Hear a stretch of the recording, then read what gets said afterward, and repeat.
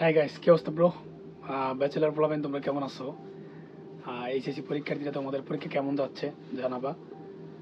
তো যারা এবার এইচএসসি পরীক্ষা দিতেছে তাদেরকে নিয়ে একটা ভিডিও বানিয়েছিলাম আমি।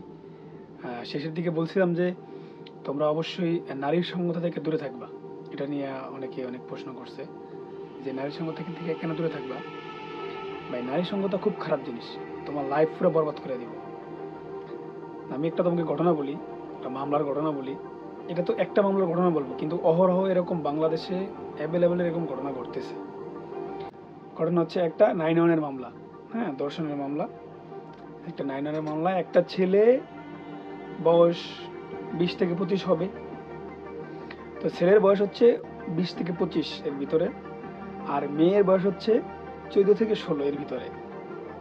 তো এখন এরা দুজন দুজনকে খুব ভালোবাসে। এদের দুজনেরই ইনস্টাগ্রাম আইডি আছে, তারপর হচ্ছে ফেসবুক আইডি আছে, ইউটিউব আছে, হ্যাঁ ওদের ক্যাপকাট আছে, টিকটক আছে। এদের দুজনেরই, হ্যাঁ, দুজন দুজনের মোবাইলের মাধ্যমে এই টিকটক, তারপর হচ্ছে ফেসবুকের মাধ্যমে পরিচয়। মেয়েও মাসাল্লাহ খুব সুন্দর। এই মেয়ের এবার যদি আমার মায়ে দেখে না, তাহলে আমার মায়ে পছন্দ করে লাগবে আমার লেগে, মানে মেয়ে এত সুন্দর। আর ছেলেও মোটামুটি আছে ভালো, হ্যাঁ, বয়স ওই যে 20 থেকে 25, স্মার্ট আছে। এখন এই দুজনের মধ্যে খুব ভালো একটা, হ্যাঁ, গভীর একটা একটা মাখন একটা সম্পর্ক হয়ে যায়। সম্পর্ক হয়ে যাওয়ার পর তারা এখন বলতেছে আমরা দেখা করব। হ্যাঁ, দেখা করব। হ্যাঁ, ঠিক আছে, দেখা করবো। কোথায় দেখা করবো? তারপর একটা বাসায় দেখা করে। দেখা করার পর তারপর তাদের অনেক কিছু হয়ে যায়, নানানটা ফাঁসটা। তারপর কি করে, মেয়ের মায়া যায় কি করে, এই ঘটনা জানা যায়। মেয়ের মা এই ঘটনা জানার পরে কি করে, মেয়ের মায়া যায় থানায় মামলা করে যে আমার মায়ারে, হ্যাঁ, এরকম এরকম এরকম এরকম এরকম এরকম নানানটা ফাঁসটা ওই ছেলে দর্শন করছে। মানে আমি বুঝি না বাংলাদেশের এই যে বাপ মাগুলা, মানে যখন তার মেয়ে তার ছেলে কোথায় যায় কি করে এগুলা কোনো খবর থাকে না। যখন একটা আকাম করে ফেলায় তখন থানায় যায় মামলা করে যে আমার মেয়ের নানানটা হস্তা করছে। হ্যাঁ, আর ছেলের এই বোকাচোদা একটা ছেলে, 22 থেকে 25 বয়স, হ্যাঁ, 20 থেকে 25 বয়স, এই বোকাচোদা ছেলে এই এই প্রেম টেম করিয়া, হ্যাঁ, এই টাঙ্গি টুঙ্গি মারিয়া, হ্যাঁ, দর্শনের খাতায় নিজের নাম লেখা দেয়। তখন মামলায় ছেলের নাম হিসাবে দর্শনকারী। ঠিক আছে?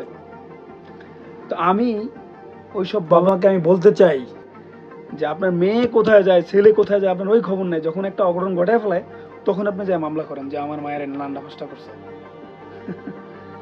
মানে কি ভাই, দেখেন, দেখ, মেয়ের মা এসব বলে একটা মামলা করলো এই ছেলের নামে। ঘটনা ঘটার পরে তার আগে তার মেয়ে কি করে, কোথায় যায়, এগুলো তার কোনো খবর নাই। তার মেয়ে ফেসবুকে পোস্ট দেয় এরকম করিয়া, এরকম করে। ভাই কি একটা অবস্থা ভাই, এগুলা মানে দেখলে মেজাজটা এত গরম হয়। যাই হোক, কথায় আসি, কথা হলো যে যখন তার মেয়ের মা মামলা করে তার মেয়ের দর্শন করছে, কিন্তু যখন কোর্ট যখন জানতে চাইলো, মেয়ের জবানবন্দি জানতে চাইলো, ব্যক্তির জবানবন্দি জানতে চাইলো, এটা নারী ও শিশু 2000 আইনের 9-1-এর 22 দ্বারা একটা জবানবন্দি মেয়ের নেয় আর কি কোর্ট। 22 দ্বারা জবানবন্দি মেয়ে কি বললো যে না, আমার এই ছেলের সাথে সম্পর্ক আছে, হ্যাঁ, আমি এই ছেলেকে ভালোবাসি। লাগলো নি, মানে ফেসটা লাগলো নি। আর মেয়ের মায়ের যে কইলো যে দর্শন করছে আমার মাইয়ারে, হ্যান্ড ফেসটা লাগলো নি, বিশাল একটা ফেস লেগে গেছে না? হ্যাঁ, মেয়ের মনে করেন যে বাপ মার মান সম্মান পুরাই শেষ। তো এই যে আন্টি আপনার মাইয়া কই যায় কি করে, হ্যাঁ, কার লগে সেটিং করে, হ্যাঁ, বয়স না হইতে একটা মোবাইল কিনে দিচ্ছে হাতের মধ্যে, তখন সারাক্ষণ, হ্যাঁ, টিক টিক টিক টিক করতেছে, এগুলো কোনো খবর নেন না। যখন তারে কেউ নান্ডা ফাঁসটা করে এলে তখন যায় মামলা করেন। আর যখন মাইয়া ভিকটিম জবানবন্দি দিয়ে ফেলে তখন আবার আপনার মুখে চুনকালি, কিন্তু আপনি আগে খবর নেন না। তো এই ঘটনাগুলা এই যে ঘটে, শেষমেশ কি হয়, ওই ছেলেটা আসামি জেলখানায় কিছুদিন থাকে, 2-4-6 মাস। জজ কোর্টে জামিন দেয় না, মনে করে জামিন দেয় না, মানে জজ কোর্ট তো জামিন দেয় না, তারপর হাইকোর্টে এসে জামিন টামিন নেয়। জামিন নিয়ে তারপর বাইরে বের হয়ে আসে, এখন আরো বড় হিরো হয়ে যায়, আমি বের হয়ে গেছি, তার অবস্থা আরো ভালো হয়ে যায়, সে এখন নেতা হয়ে যায়। মানে আমি আমি দেখছি মিলে এই যে এদের বাবা মাগুলো আছে না, এই ছেলে আর এই যে মেয়ে, এদের বাবা মাও বেশি একটা সুবিধার না। যদি সুবিধার যদি হইতো তাহলে এই মেয়ের বাবা মা যদি চোখে চোখে রাখতো, মেয়ে কোনোদিন একটা ছেলের সাথে টাঙ্কি মারতে পারতো না।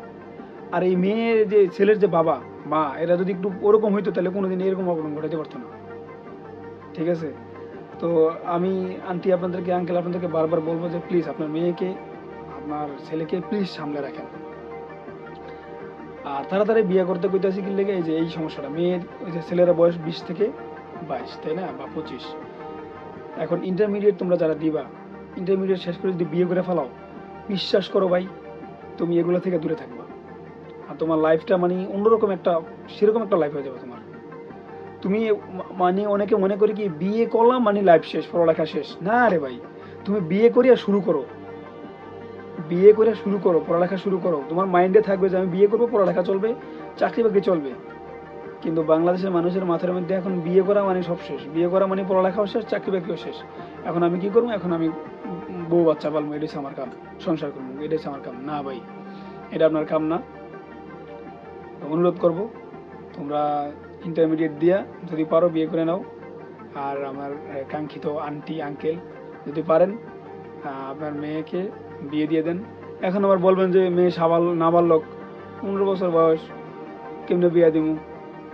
বিয়া কেমনে দিবেন? বিয়া গোপনে দিয়ে ফেলাবেন, কারণ বাংলাদেশের আইন তো এটা আমাদের, কি বলবো, এই আইনি বিষয়ে আমি অন্য একদিন কথা বলবো।